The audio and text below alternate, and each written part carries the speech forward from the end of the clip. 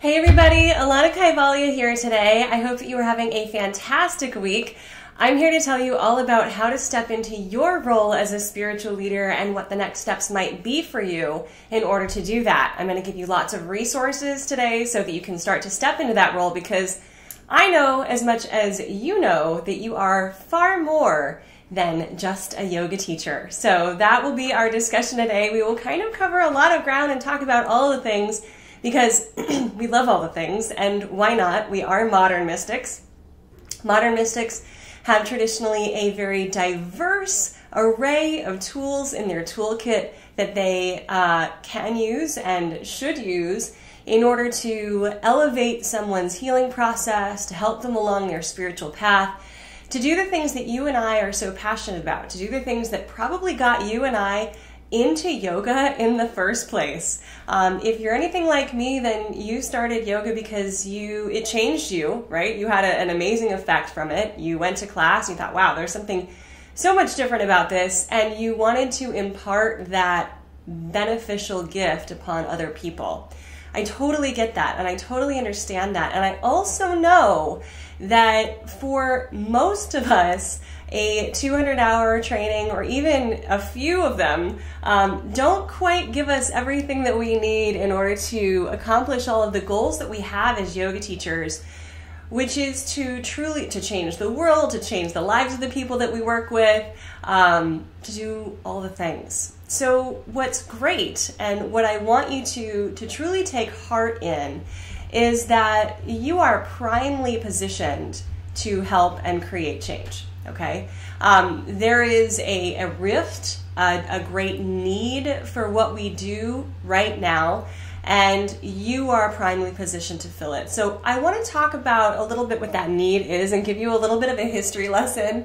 And just want to quickly say hello to all of those of you that are live with me on Facebook or on YouTube or on Instagram. Thank you so much, you guys, for being here. It is truly a pleasure and a highlight of my week that I get to be here with you every Thursday. So let me do that, because you guys know who I am now, and just talk a little bit about how it is that you and I came to be in this position and why you and I are so primely placed to step into this role of spiritual leadership, because we truly are. There isn't anybody else that I can think of. It's not that we're the only people who could be spiritual leaders, but yoga teachers have a special opportunity to step into that role, and I want to talk about why that is. So, about 150 years ago and more, right? So further back, about up to 150 years or so ago, things started to shift. But prior to that, everybody that you lived around, everybody that you lived with, everybody that you hung out with, all really believed the same things. They all had a spiritual or a mythological tradition. They would all go to the same place of worship. They would celebrate the same holidays. They had the same rituals. And that was really a way for people to come together, to build community, to understand one another, and also to help each other through the difficult times. The other thing that people had prior to 150 years or so ago were spiritual leaders, right? What would also be called clergy members. Okay? It doesn't matter which mythological or religious tradition we're talking about, there will always be people who hold the knowledge and the wisdom and the spiritual handshake of that tradition. And that's what clergy members are meant to do. Meant to do that. So you and I kind of have to step into that role. And I know that, I wish there was a better word for that. So I use the term spiritual leader because that's truly what those people were. So back then, if someone was having a problem, then what they would do would be to go to their spiritual leader and talk about that problem. And this is different than going to a therapist or a psychologist or a mental health professional, because those people will treat solely the mind, okay? The more clinical aspect of the mind, the conscious mind. And we absolutely need that. Those people are necessary. You and I do something different than mental health professionals do. You and I do something different than medical doctors do. You and I help the spirit. We treat the spirit. So when people would go to their spiritual leaders way back when, what they would get is I know this is redundant, but spiritual leadership. Okay, they would get spiritual advice based in their beliefs, based in deeper truths, based on things that would elevate their spirit. And that is different. And that is not happening today. There really isn't anybody like that today, because in growing numbers, starting at about 150 years ago, people moved into cities. We have diverse populations now. I live in Queens, New York. What? And this is the absolute most diverse county in the nation, and I am thrilled about that. You know, we have this incredible diversity. We have this incredible richness. We understand and talk to people from different backgrounds and belief systems. And also in growing numbers, individuals are walking away from their native belief systems, from whatever it was that they grew up with, which is fine, right? This is the modern day condition. This is who we are. But just because we are perhaps choosing to explore different beliefs, choosing to participate in different rituals, choosing to celebrate different holidays, choosing to marry or intertwine with others who are from different backgrounds, doesn't mean we don't still need spiritual support. We do.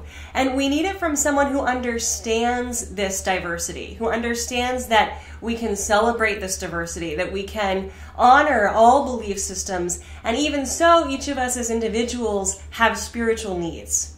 So for us as modern day yoga teachers, you know, there is something special about what we do. And I don't know if you remember like the original reasons and the original classes and the original whys. The why did you go to yoga in the first place? What were those original reasons? I don't know if you remember them, but I do. I went to yoga for physical reasons. As many of you know, I have been long working with and dealing with a thyroid disorder. I'm happy and healthy now, and it took the help of functional medicine and my incredible doctor, Dr. Gabrielle Lyon, who you can find here on Instagram and Facebook, to get me to where I got my life back and to truly be healed. And that was what brought me originally to yoga. It was for the physical benefit. But as someone who had grown up really with no spiritual tradition and no spiritual background, except for my loving grandmother, who gave me my first spiritual teachings, that God lives within your heart, probably the first and only spiritual teachings I ever needed, but it took me a long time to come back around to that. You know, what I got from yoga was something more. Yeah, sure, I was bending and stretching and figuring out what to do with my front knee in triangle pose. But when I walked away from class, I felt different. Right? I felt happier. Things didn't bother me so much. I was more resilient. And these are not benefits that we get from other forms of exercise. They are spiritual benefits. Okay, they are what I would actually call psycho-spiritual benefits. They benefit your psyche as well as your spirit. Yoga is a psycho-spiritual practice. And I think that whether you come to it for purely physical reasons or not, you get this psycho-spiritual benefit from it. And I think that that's why 30 million people in America say that they do yoga. They could do any form of exercise, and in fact, other forms of exercise are far better for your physical body. Yoga doesn't give you any cardiovascular benefit. You know, I don't care how fast you do your sun salutations. There's not a lot of strength training in yoga, and in fact, we never strengthen things like the hamstrings and the biceps. Like, there's a lot of holes in the physical practice of yoga, and that is an entirely different discussion, but people still do it. Okay, in light of that, people still practice their yoga. They still show up to your class because they love what you have to offer. They want what you have to bring.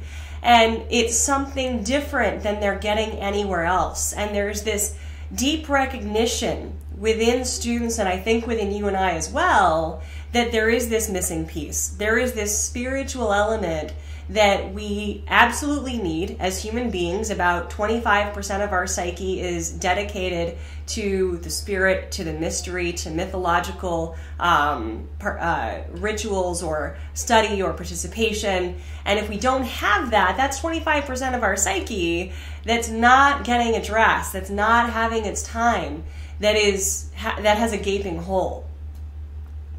So I think that there's this idea, there's this air, this feeling from people already that yoga practice in some way fills that hole.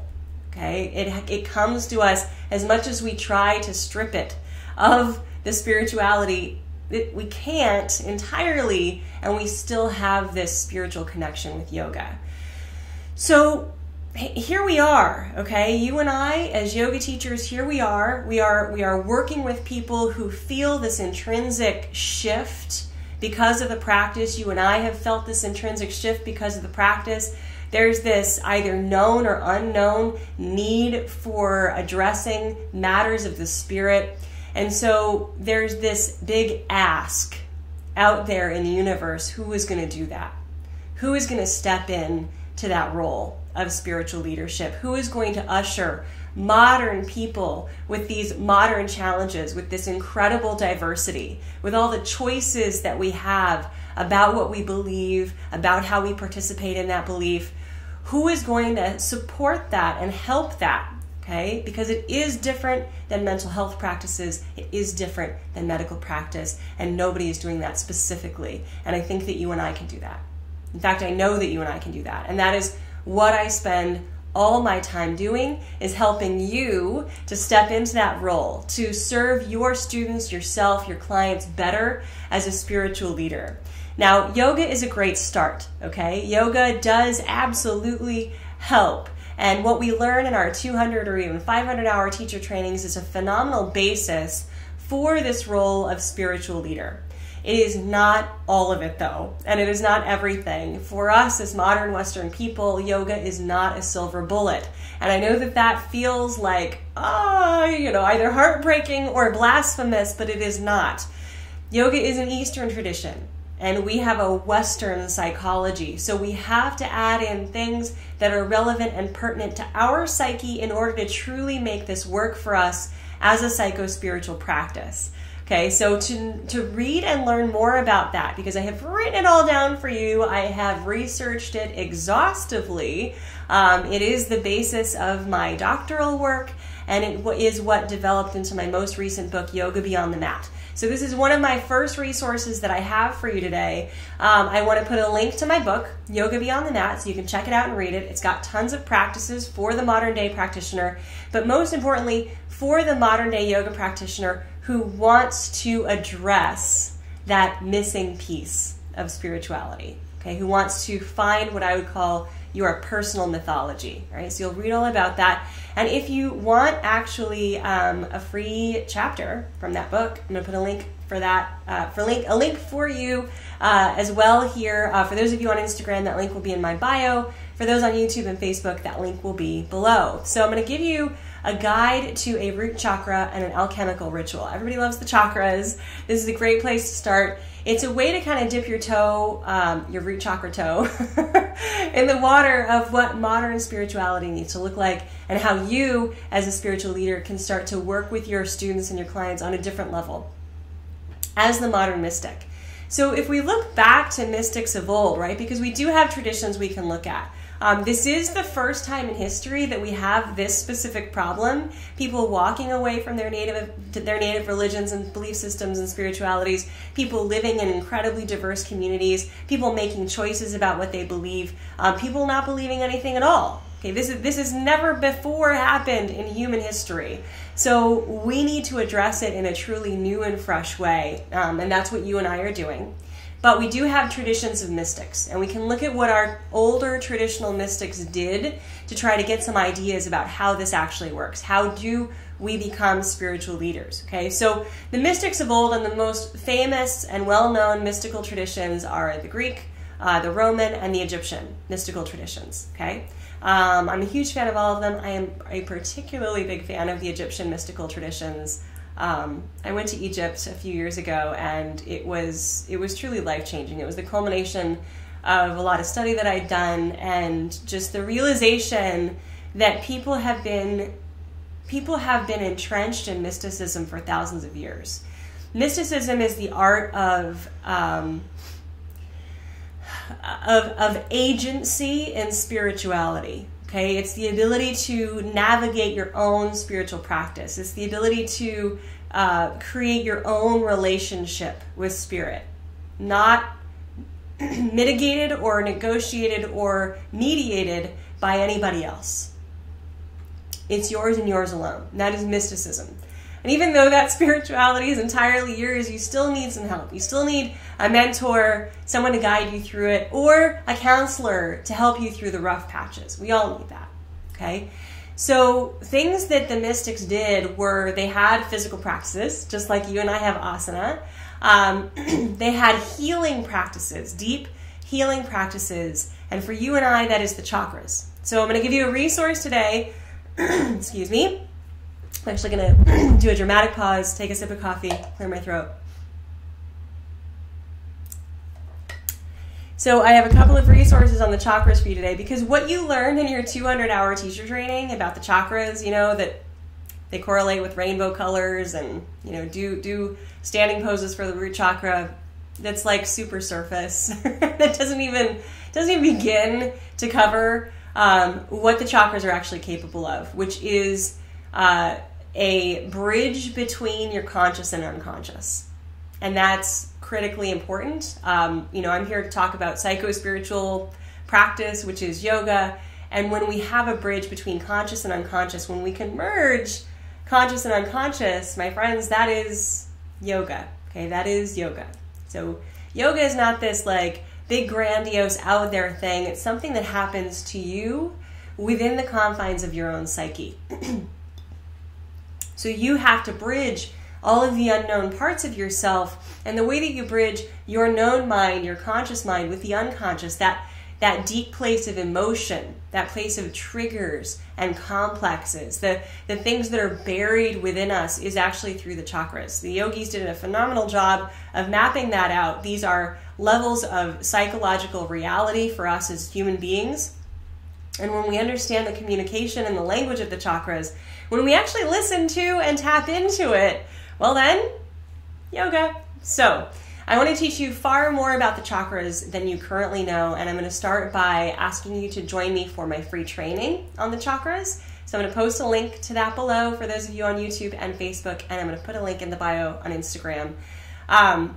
Because, you know, healing practices is such a big part of what we do, and we do it differently than medical doctors and mental health professionals, okay? Talk therapy is one thing, you know, and it is very helpful for people. I am not mitigating it at all. What I am saying is that there is a need for also spiritual healing. And it is very difficult to heal in your totality when you're not addressing the deeper level of the spirit.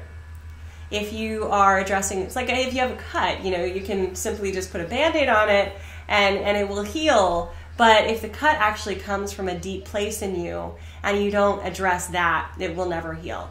So chakras are how we help people to heal on a deeper level. We can assist, we can give a leg up to whatever it is our students and clients are doing with their mental health professionals, with their medical professionals. We serve a different role, and we serve an absolutely necessary role. So I want you to learn more about the chakras, because that is your most profound tool of deep healing as a modern mystic.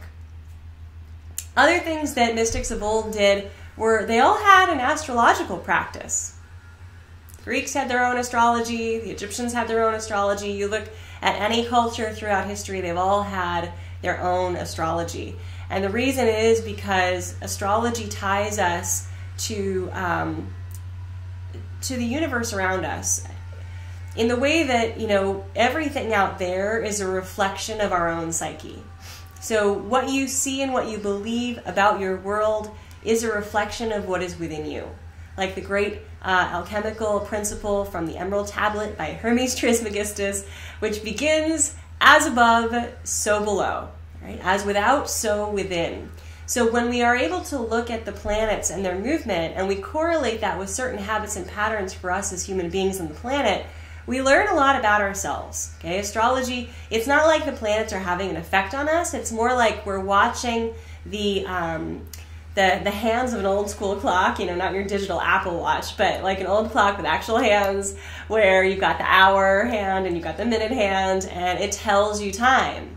The clock is not time, the clock tells you time. So when we are able to look at the planets, we're able to tell what kind of energies are prevalent for us on the planet as human beings. Astrology is psychology. It is psychology. It is the mystic's psychology. It's the way that you and I can look under the hood of our psyche and see exactly what's going on. And it will give us such a tremendous leg up in what it is we need to work on and do. I love the fact that Carl Jung, the Swiss psychologist, would not see any patients until he had read their astrological chart first. Because he said it saved him 6 months of talking to them, trying to figure out what it is that needed to be addressed. You do the astrological chart, boom, you see exactly what needs to happen. So astrology is huge, and it is a huge tool that mystics from all ages have always had in their tool belt to help work with their students and clients. Okay? Astrology tells you the grand landscape of the psyche that you're working with, your own or someone else's. And it also allows you to kind of predict what's happening with you right now. You know, why are you having such a difficult month? Why are you having such a beautiful month? What's coming up for you? How do you finesse those energies? How do you work most beneficially with them? Astrology is how you do it. So I'm going to put a link for you to my free training on astrology, which is specifically for yogis, because I want you to learn astrology from your yogic point of view, which is how I teach it to you. So that link is going to be below for those of you on Facebook and YouTube, and in my bio for those of you on Instagram. And it is a way for you to start to get your feet wet in astrology so you can actually see how you would tie it into your yoga practice. And I give you some ways in which you can bring astrology into your classes this afternoon if you wanted to. You could apply it right away, which is super cool. The other good thing about astrology is it's actually another source of income. You get paid more as an astrologer than you ever would as a yoga teacher. That's pretty awesome. You can do it on your off hours. It doesn't tax your physical body. So it's a great compliment for you as a modern mystic, as a spiritual leader. Okay. So one of the things, last resource for you today, and last kind of insight as to what it really means for you to step into your role as a spiritual leader, to be a modern mystic. We have people in growing numbers walking away for many reasons, for great reasons, for their own reasons, walking away from their native belief systems, from their original religious practices or spiritual beliefs. They are dabbling in other belief systems, they are trying things on, they are getting involved with people intimately, they marry into different belief systems, they live in cultures that are very diverse, or they simply say, you know what, it's not for me, I don't believe in anything. Okay. So what's interesting about this is that ability to choose, it's never been seen before in human history. Okay, so our human mind isn't quite equipped for that. It doesn't have a way to adjust for that. We haven't evolved to that place. So we have this big gaping hole, again, this 25% of the psyche that is dedicated to spiritual and mystical practice. If you don't have one, like, that's a big piece that's being unaddressed. So one of the things that as yogis, you know, we rely heavily on the Yoga Sutra, and I think that this is a fascinating point. Patanjali wrote the Yoga Sutra at a time and a place where it was an interesting time and place. He actually had to write it in such a way that he was speaking to several different religious groups so that they could all kind of absorb it, which is why yoga is not a religion. Okay, it's a mystical practice. It is not a religion. What it expects is that you will bring your own mythology to it. So Patanjali was speaking to Hindu culture, he was speaking to Jain culture, and he was speaking to Buddhist culture. And in that way, he had to be really clever about making sure that he was inclusive of all of these different belief systems. But he always assumed through his writing that you would be bringing your own mythology to this belief system. Well, that actually isn't necessarily the case for everybody today. Some people today, they won't be bringing their own mythology. I know for myself, I didn't grow up really with any religious practice. It was just not a thing for my family, okay, for better or for worse. So when I first found yoga, synchronicity played its role. And the first time I took a yoga class in college was the same time I was taking a class in South Asian religions. I didn't even know where South Asia was. It was just the class that fit in my schedule, and it just so happened to be a class entirely about Hinduism and Buddhism. So as I was learning about the postures, I was also learning about the mythology behind these postures, and I was hooked. Okay? It showed me the power of mythology to help us navigate what is difficult in our lives. And yogic mythology is incredibly powerful because it has these characters that are relatable. There's a great quote by Eknatheswaran, the meditation teacher, who says, the genius of yogic myth is that it cloaks the infinite in human form. So even if you have a belief system, even if you come to yoga with your own mythological structure, or maybe you're piecing it together, the myths of yoga are so important because they give you context for what you're going through, and they show you how to gracefully move through challenges in your life. And when you can embody that through asana, it's like a full body ritual experience. Like this is mind-blowing stuff. And this is how you as a yoga teacher elevate your practice, your teaching practice, to an extraordinary level. You'll separate yourself apart from the crowd easily when you're bringing mythology into your classes, telling stories, telling people where these postures come from, telling them what they can learn and glean from these myths. I wrote the book Myths of the Asanas almost 10 years ago, which is amazing to me. By the way, guys, fancy footnote, the second edition will come out next fall and will feature many more stories for you to enjoy.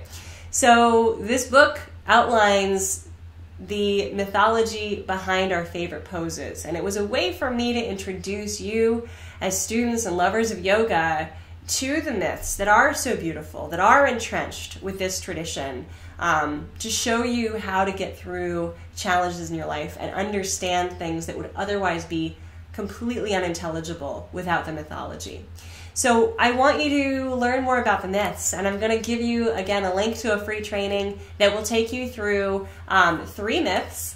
The myths of the yogic trinity of Shiva, Brahma, and Vishnu, and teach you how to weave them into your classes. So I want you to check out this free training. It comes straight out of my book, Myths of the Asanas, and I'm going to post the link to it below for those of you on Instagram and or for those of you on Facebook and YouTube, and in my bio for those of you on Instagram. So you guys, that is a ton of resources for you today, okay? I put a link to my book. I put a link to a free chapter from my book. I invited you to my free training on astrology. I invited you to my free training on the chakras, and I invited you to my free training on the myths of yoga. So these are all ways in which I am doing my best to assist you in stepping into your role as a spiritual leader, because you are so needed.